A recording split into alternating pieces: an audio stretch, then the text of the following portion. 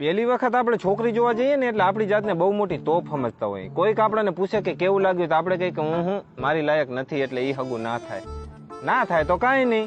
પણ આ વાતને 2-4 વર્ષ વીતી જાય ને પછી આપણે સ્પ્લેન્ડર લઈને સિગ્નલ ઉપર ઉભા હોય ત્યારે આપણી બાજુમાં ઓડી ગાડી આવીને ઉભી રહે ને એ ગાડીની અંદર જે છોકરીને આપણે નથી ગમાડી ના પાડી હતી એ એના પતિ હારે બેઠી હોય તો કેવું થાય? આપણે તૂટી ગયેલા પંખા વાળું સ્પ્લેન્ડર લઈને મજૂરની જેમ ખરા તડકે ઉભા હોય ને ગાડીની અંદર મહારાણીની જેમ બેઠી હોય તો કેવું થાય? આપણી જૂની ગાડી જૂની બેટરી એટલે ટાણે કટાણે સેલ લાગે નહીં. આપણે કીકુ મારીને થાકી જઈએ પણ કીકુ લાગે નહીં. પરસેવે રેપ જેપ થઈ જઈએ અને ગાડીમાં બેઠી આપણા હામું જ જોતી હોય તો કેવું થાય? તેથી આપણાને આપણી ભૂલ સમજાય છે સાહેબ. તેથી આપણાને પસ્તાવો થાય છે કે આજ હેલ્મેટ પહેર્યું હોત તો સારું હતું. એટલે જીવનમાં હેલ્મેટ પહેરવું બહુ જરૂરી છે. હેલ્મેટ પહેરો, જિંદગી બચાવો, આબરૂ બચાવો, આબરૂના જાગૃત થતા અટકાવો. આવું કોઈ માનશે નહીં પણ